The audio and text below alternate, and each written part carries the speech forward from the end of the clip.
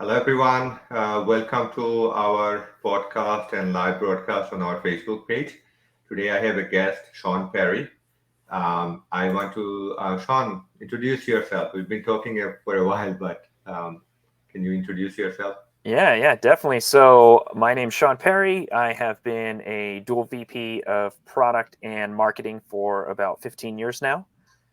I've been inside of all sectors of CPG and then also into baby and medical for that matter. From there, I've grown to love marketing in all facets, in all areas, and I've owned my own agency and sourcing company for, I think about 5 to 6 years, maybe seven, a little longer.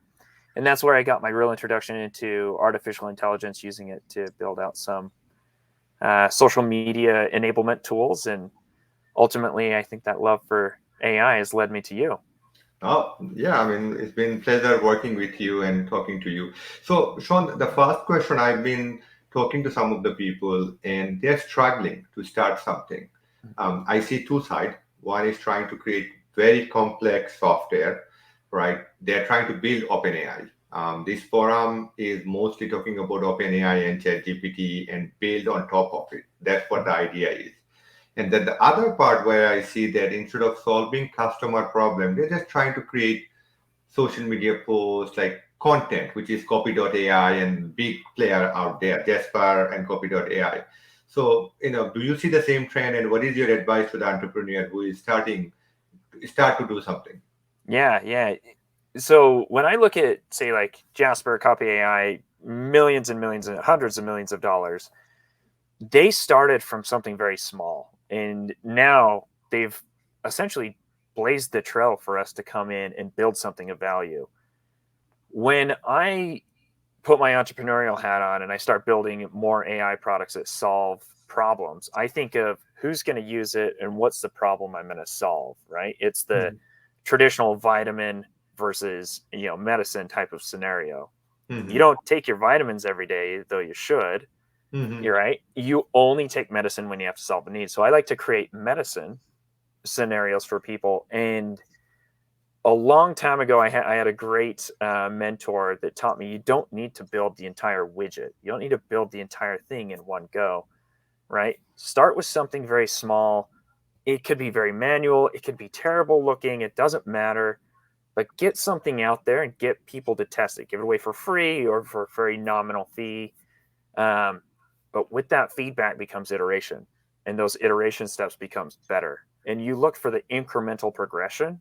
That's essentially how Jasper and those guys got to that point. I remember using them very early on. I'm like, this is terrible, but I stuck with it as a very early adopter on the left side of the bell curve, and now they're phenomenal. I mean, they make great products. But I've also have seen entrepreneurs create very, very, very niche products and see wild success because they're not competing with those guys. So I say start small, build a good feedback loop, and then progress on what you're trying to do.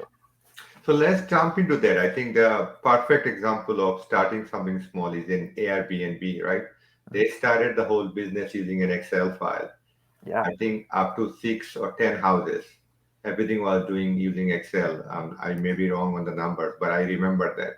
So if I am an entrepreneur today and I'm interested on OpenAI, what can you give us some examples that these are the areas? Now, other part which is I'm sure you understand that a lot of people just think that they are expert on AI, but I think it's more important that you have a client base or you have interest on certain things, whether it is real estate or you have a client base. It's better to work on that problem and try to solve the problem, right? Yep. Yeah, definitely. This is that feedback loop part of the conversation that I mentioned a moment ago. Is I coming from all different segments, I get a lot of people asking me questions like, "Hey, how would you approach this? How would you approach this?" I don't actually like do a lot tactically anymore. All I focus on is solving very specific problems. And yeah, with that Airbnb commentary and the quote unquote AI experts today, it's all new. If you take a week off, you're light years behind, right? So as people learn today, you're learning with them. So you're right at the bleeding edge. So if there's an expert, I think there are people that understand the depths of it more. Yes.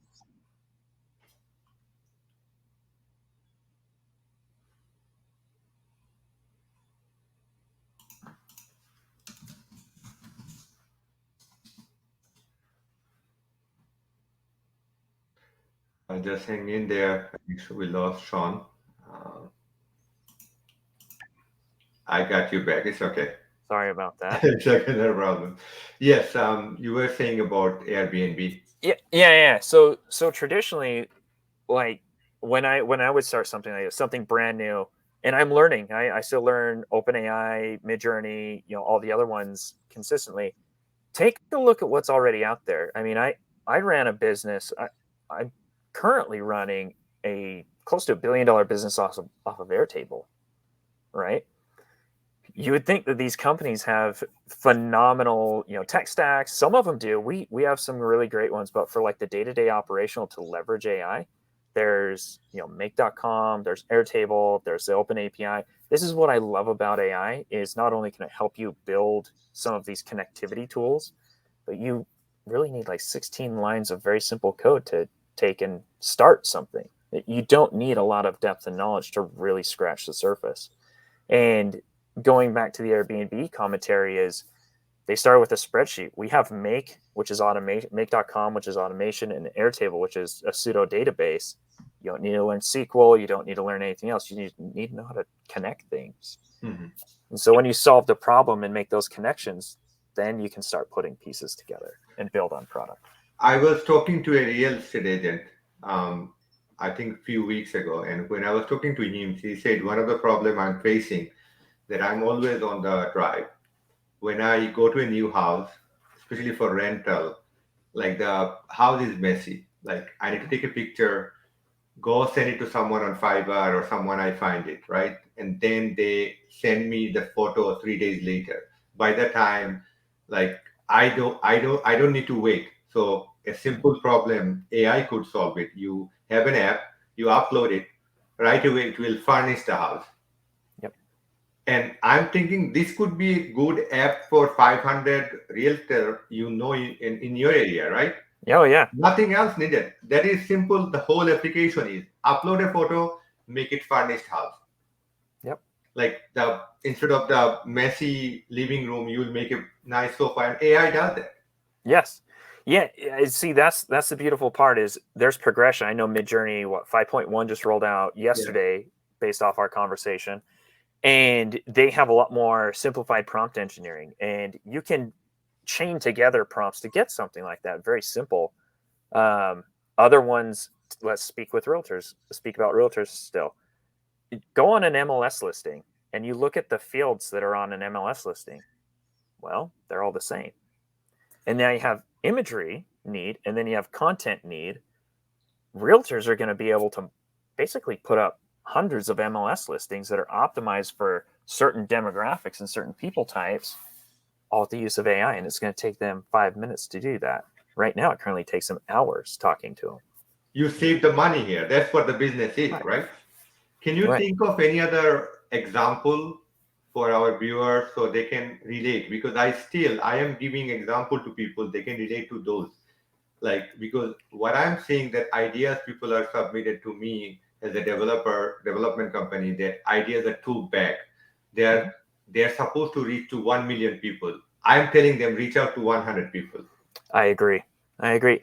Yeah, this is something beautiful that I see in like the consumer products world, and I call them basement entrepreneurs. And I love these type of businesses. So this is how I got my start. I actually didn't plan this, but in the past, I used to go to Asia and I'd buy these little brush shavers, Mhm. right? I sell them for $10 or $15. That was good. I did decent money off of that. It wouldn't do millions and millions and millions of dollars, but 20 times 100 sales, it adds up per month, right? 100, 200, 300, it progresses. And so for like this commentary, I would find something in the niche in a very defined space that not a lot of people are playing on because again, Jasper and those guys are very broad, but find something that solves a very niche problem and you might get 100 people, but you're going to get 100 people and say that's $20 a month times 100, that's instant cash that then can fund another niche and fund another niche. And if all of them are just very simple solutions for people to make their life easier, you're going to get stickiness and you're going to get enough products chained together that it creates an income stream that replaces a day job essentially.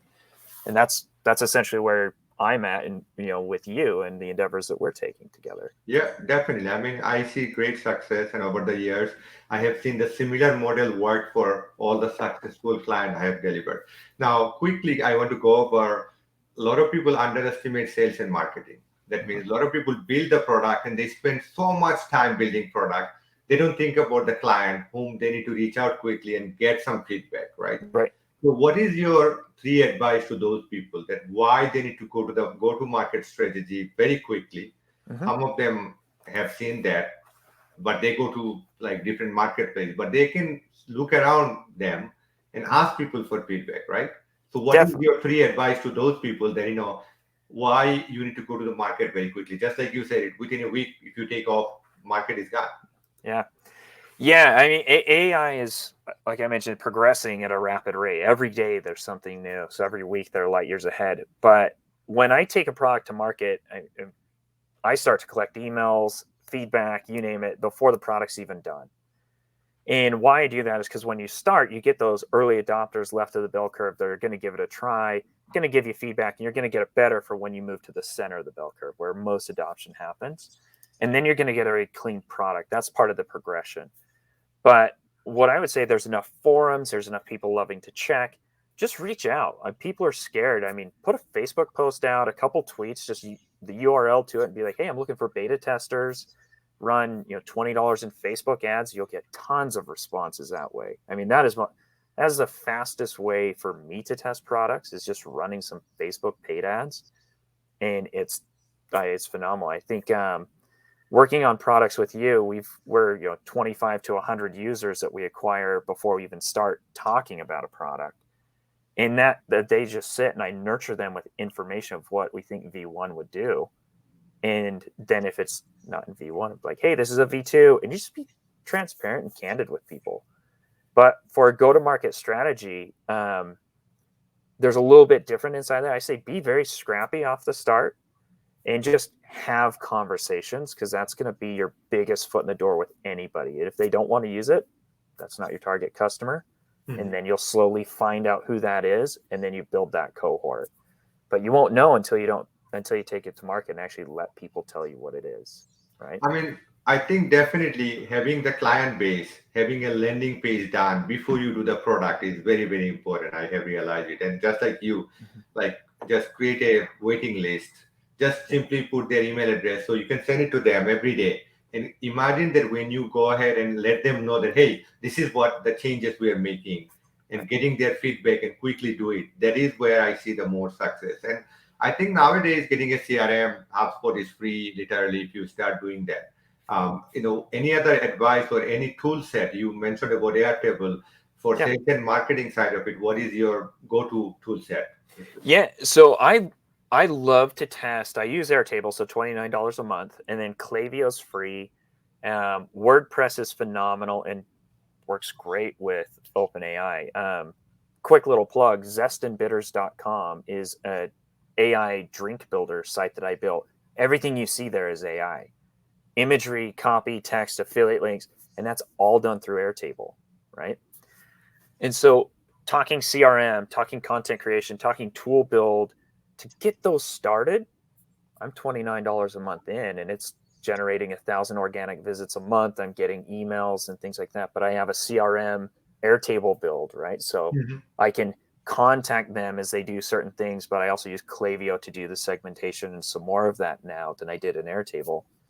For content and syndication, again, Airtable, I just think, how am I going to talk to these people? What am I going to do? And I'll build out a base in there and use make free account. Um, those I think are great starting tools for people who don't want to spend a lot, who need very simple tools to understand. And all it is really connecting your API and then how you want it to function. But that, I'd say, is probably this most simplified and low cost solution that I can think of today that can scale you up to, well, as big as you really want to go. Yeah, thank you, Sean. I think this conversation is about entrepreneurs, those who are trying to build something, and what I see the ideas and how to go to the market. So thank you for your time, Sean. I really appreciate it. And I'm sure within next few weeks, we will get new ideas and we'll bring you back again. I would love to bring you back. What is the best way people can contact you? Yeah, I'd say reach out on LinkedIn. Just send me a connection. I'm very happy to connect and talk with other entrepreneurs, help in any way, shape, or form. I do want to add one little piece to my last comment about Airtable and things like that. That is a great MVP tool for me to scale and build. But I also want to, also toss a little bit over to you is everything that we've built in Airtable that I've built for prototyping and testing has come over to your team for like, okay, now let's commercialize this. And having that roadmap, I think, is crucial for these entrepreneurs. But I'm happy to explain more. Just reach out over LinkedIn. Love chatting with people. Very happy to help. Thank you, Sean. I really appreciate it. Yeah, Thank you. thank